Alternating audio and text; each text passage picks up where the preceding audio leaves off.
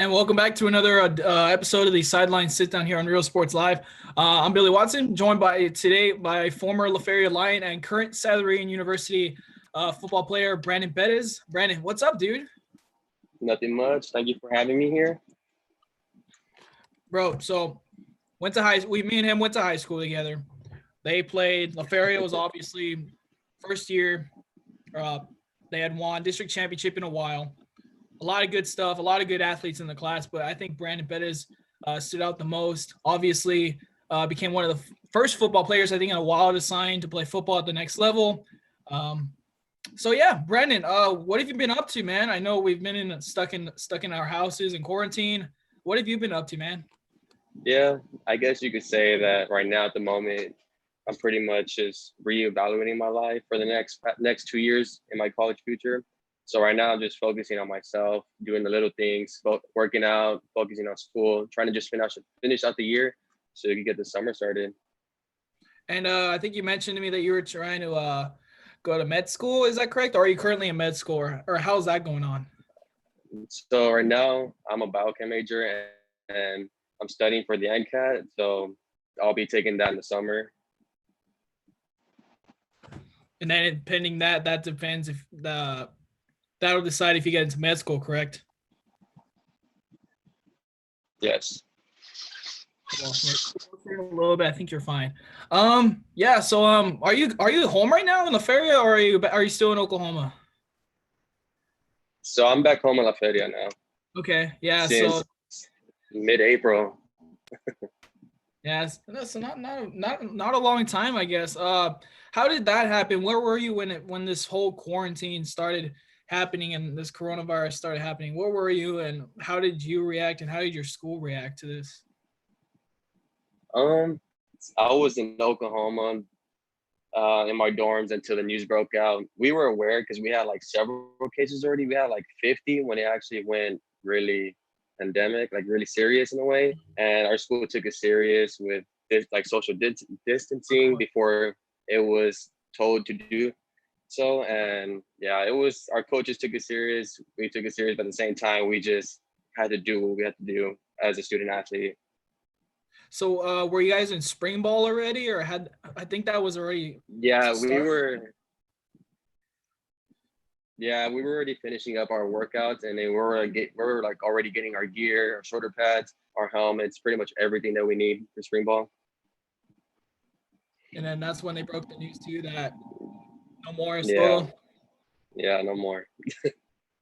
Yeah. So what did they do? Did they just what kind of news did they tell y'all about it? Just like, we're not gonna have any more spring ball, or have they planned to have a spring camp early, or what is the junior college association? Is it junior college that you're in, right? Or what kind of college is it? It's a D2. Okay, D2. It's a D2 school, NCAA. What have they done as far as scheduling practices for you guys? What do you know about that? So currently right now or then? Right now, like as far as futuristic football goes. Yeah. We know, so right now and stuff. So what do the practices look like for y'all? What have you been told? Yeah. So right now they're giving us monthly workouts to do at home, or just if we have a gym open to us, or we have weights and meal plans, such things like that. And then rumor has it that I've been told by my other teammates that the NCAA is trying to like start the season early, just in case the virus breaks out. Okay. That's what I've been told. So I don't know how that's going to work out, but I'm pretty sure that's not true, but we'll see what happens. Right now, we're just still focusing on the first game in September. That's kind of interesting, because I was transcribing an interview. I think it was from one of the stadium, and the guy was saying that if football were to start, that a lot of ADs in the country were trying to push it back, even I don't know, but that's interesting to hear that you said that they might want to start it early. I mean, that's kind of weird, but it's cool to know. I mean, there's so many different possibilities that can happen right now. Oh yeah, for sure. Yeah, so it's all just weird. This whole thing is just pretty much weird. I want to switch topics a little bit before we get back into sports. I know you're a gamer. Okay. So I need a suggestion. Xbox or PS4? I'm doing my research. I know you're a gamer, and I know Jalen, Um, all the friends are. So what do you suggest? I I suggest Xbox. Xbox? Why is that? Yeah. What other games you Um, right now I'm currently playing Apex Legends and Modern Warfare. all right. Who do you play with? Honestly, I play with some of my friends back in Oklahoma, but right now I'm playing with, I guess you could say, known gamers, professional gamers right now. Oh, really? Yeah. So we'll see how that goes. Nice. Yeah, I'm trying to break the silence around my room. I'm like, all I do is get on my laptop, do homework, do some interviews, and then by the time I know it's already dinner time, and then I go to sleep. Oh Stay up doing extra work, you know. Um, let's switch gears again. I wanted to talk to you about something that we would talk about 3 years ago, and that was your recruiting process to go to Southern Nazarene. Um, so senior year, obviously had a breakout year.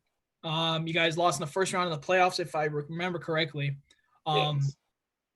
so yeah, take me through the recruiting process you had. What schools were you getting looked at by, and how did you find a home in Southern Nazarene? Okay, so the recruiting process was like very new to me, and especially in the La Feria High School in general. So like I didn't have anyone to like go talk to or look up to be like, hey, like what did you do to go? What did you do in this process? So it was pretty much like I wouldn't say winging it, but like being that person to take that step and be that person where someone else later in the future could ask me, so I could eventually be their source. And when I was going through the process, it was very eye opening to see different talents, see other kids who has the same mindset and same motivation and goal as you. And it was crazy because I met new people all over the country. I went to Minnesota, Oklahoma. I just pretty much traveled outside of Texas, which I've never had. And Mhm. especially knowing that coaches wanted you and paid for your flight, paid for your visit. And it was just like, man, like other coaches actually want you, and then your work ethic at the end is going to be worth it. So yeah. So what kind of schools were looking at you then? Was there a long um list, or were you had you shortened it? How did you come up with Southern Nazarene?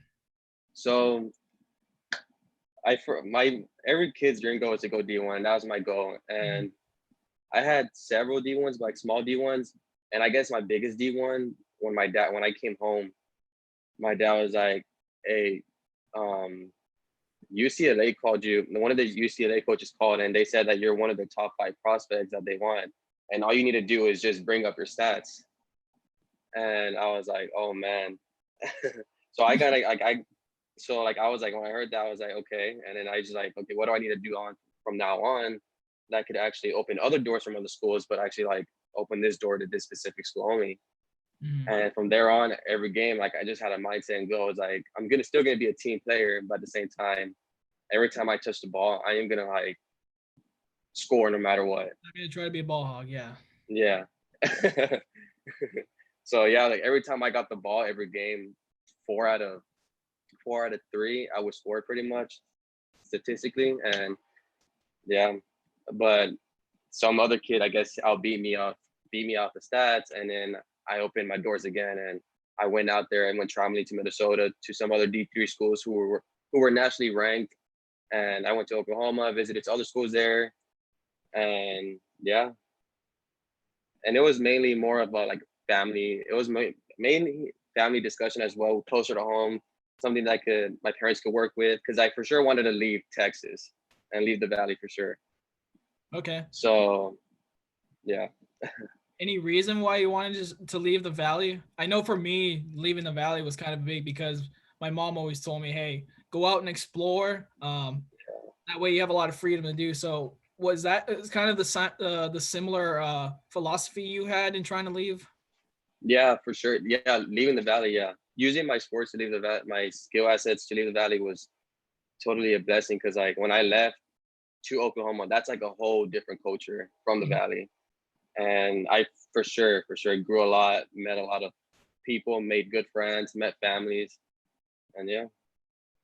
Nice, man. Mark and Trey are saying that you're not good at Apex. I don't know if what you. um, I want to talk about now about the Feria's football team and you guys kind of setting the standard uh, for football in the future. Now that they've gone far in the playoffs, they went to the third round, I think, a couple years ago, and then this past year, obviously, facing Liberty Hill.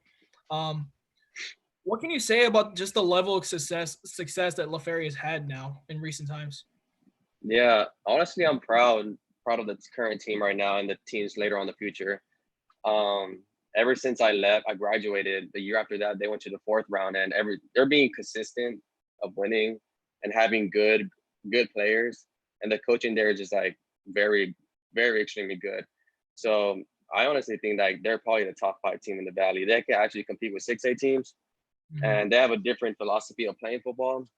And it's just I like the way the coaches want to implement the game. It's just all fast paced, and now like the NFL is like implemented in that game sort of style, and so and colleges are doing it as well. So like with that, it kind of takes until to what like the school is getting. So like now with the new turf, the locker Oh yeah, rooms. for sure. So do you think that it all started like it's kind of a repetitive question, but do you think it's all because of you guys setting that foundation to reason why they've gotten nice Yeah, doing all so well? yeah. Winning district when we won district, I think it was the last time we won district was in 1999, and ever since then we left. For sure, we left a how do you say a mark, a standard for every upcoming student, right? Every upcoming athlete that wants to play football there, for sure. Hmm.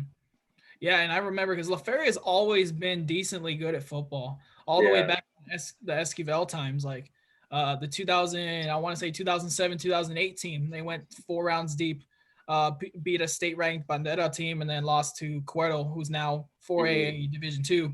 Yeah, LaFerrier's always been good at football. It's just that Yeah. they've always been really good. Like Rio Honda was Yeah. really good back in the day. Hidalgo with Shea Patterson was also really good back in the day. And then, of course, the Port Isabel slot T teams, and how can you forget about those? And the job that coach did at PI back in the days. Um, what was how did that feel getting that? I don't think I ever asked you, but how did that feel getting that first district title in so long? Honestly, it felt really good. But at the same time, I felt like okay, we gotta like what's next, you know? Hmm. So after that, we won the title. I was like, okay, we won a district title that hasn't been won since 1999. What do we do now? And after that, we just had the same mindset. We just kept going. The next goal was to repeat it. And senior year, we did it. We lost to La Gria by 2 touchdowns, I think. Yeah, by 2 touchdowns, I think. And it was upsetting, but at the same time, it opened a lot of doors for my other teammates as well because they were also being recruited to other schools. And so, yeah. Yeah, I was like, oh yeah, and then I remembered, yeah. Korea was also really good then. So and they're still really good. This Yeah. past we did a broadcast over there in Rio Grande City, and they had a 2 hour delay because of rain. And then this running back for Gruya, he was like a built running back, and that gave La Feria trouble, and they ended up winning that game, I think by in the last minute of the game. So yeah, it's pretty amazing how far La Feria has come as far as football. Uh, Continuing on the football track, 7-on-7 has also uh, been a pretty big deal in the valley, and not just the valley itself, but like specific schools like La Feria. Hmm. And again, it started with the group like with you, Isaiah Martinez, Isaac Galpin, those guys. Um, News breaking today that 7-on-7 is being canceled. Um, what are your thoughts on that? I know you went 1 year and you guys did really good and represented the Valley. If you were playing this year, how starstruck or how disappointed would you have been knowing that 7-on-7 would be canceled? So yeah, since we went 2 years in a row, my junior senior year, and just having that experience, it's kind of just hearing that it got canceled for the summer.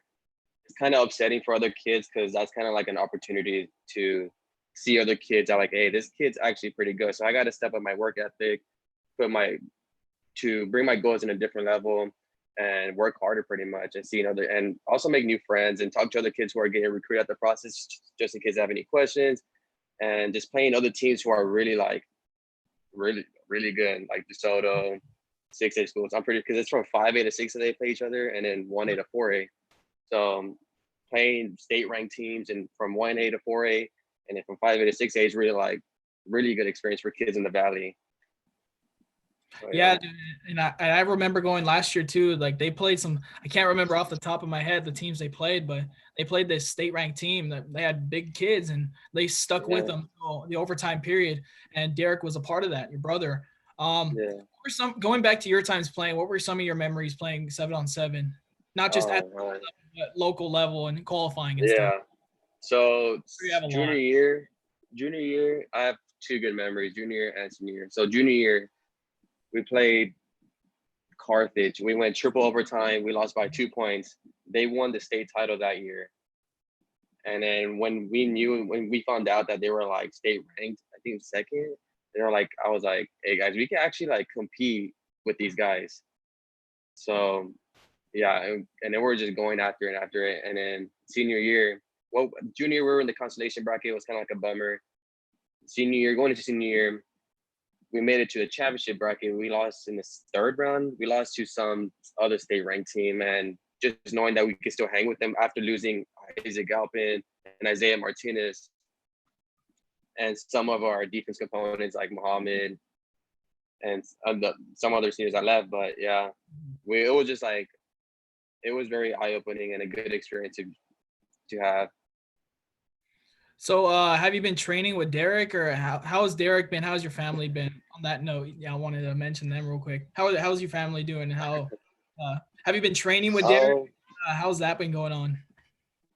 Yeah, we actually train in the backyard. We do little things like we do a ladder. We have a bench press inside the house that we do together. Mm-hmm. And right now he's like pretty much saying that the current La Feria team is like the best team from when I graduated my junior senior year. Yeah. So that's all I hear every day. No, dude. Yeah, they're a legit team. But it's once you get out of the Valley, some of those teams are good, and the years vary, but they can make a case because I got to see them personally play. I'm pretty sure you did too, and we could both agree that they're a darn good team. I wanted to ask him one more thing about Derek. Do you know if he's getting any offers yet? I know your parents are really involved in trying to get you guys out there. So has Derek ever been looked at yet, or anything going on with him? Currently right now he's getting scouted from other teams. I know several of them, but I haven't really talked to him yet lately because right now it's like I just want him to experience it himself. I don't want to put any pressure on him.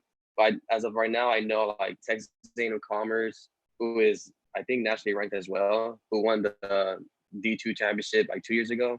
And my school is like recruiting them as well, and some other schools as well. But right now it's just a process for him. I'm telling them like little things like little tips here and there just to focus on, and while on the recruiting process, what you want to look into the school, what programs they have, things like that to pursue his education at the same time.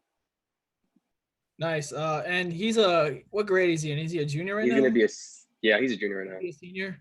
Yeah, it's nice. Yeah. So he's got one more year, so that's pretty good. Yeah. I want to swing back to you real quick.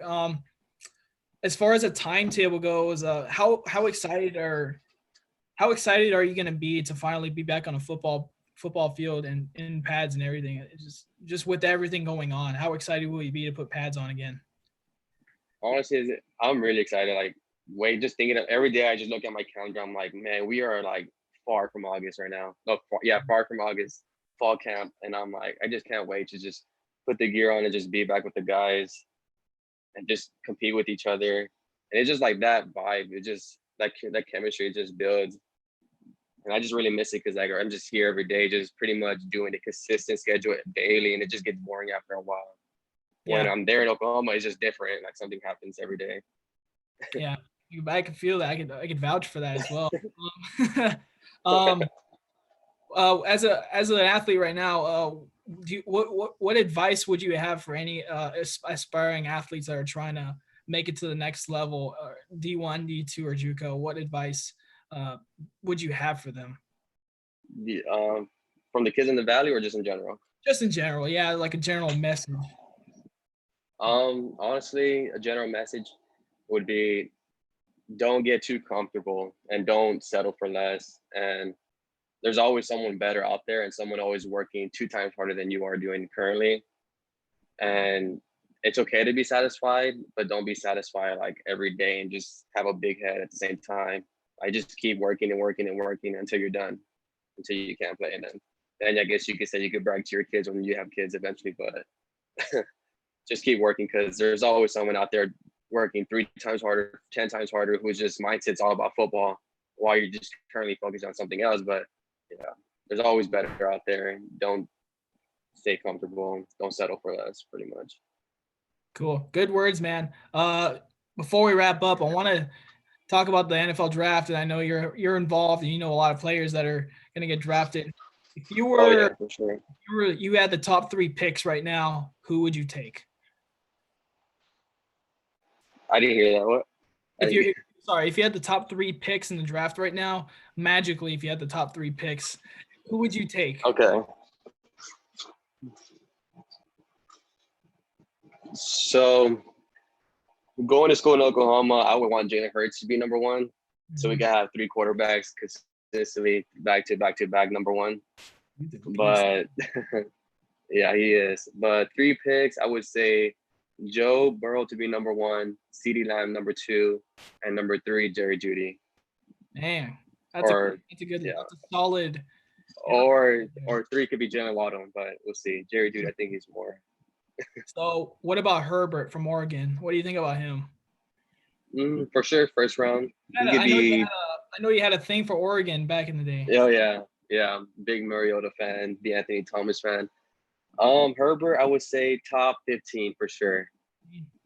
Yeah, just because I don't want him to go on a bad team and have his career end real quick. Yeah, because we all know how high the quarterbacks go; they can sometimes drag off. Yeah. That's awesome, man. Anything else we want to say before we sign off? Any shout-outs you want to give? I'm pretty sure Mark and Jalen and Trey are they still on? I don't know, but I'm sure they would appreciate one. Yeah, shout out to Jalen, Trey, and Mark. They're in SA right now. Anything else, bud? I think that's it pretty much. All right, man. Well, thanks, man, for talking. I appreciate your time. Good talking to you too. I hadn't talked to you in so long. Tomorrow on the show, guys, Kevin will be back, or not actually tomorrow. Wednesday, we'll have another lineup on the show. We're looking to get a special guest on, but that talks in the works. So join us again Wednesday at 1, 3, and 5 o'clock. Me and Kevin will be here talking sports. Friday as well. Check our social medias. Don't forget to follow us: Twitter, Facebook, Instagram, Facebook, YouTube for any of our archives. Brandon, again, thanks for joining us. Stay safe. Oh, thank you for having me, Billy. Yes, sir. See ya. See ya.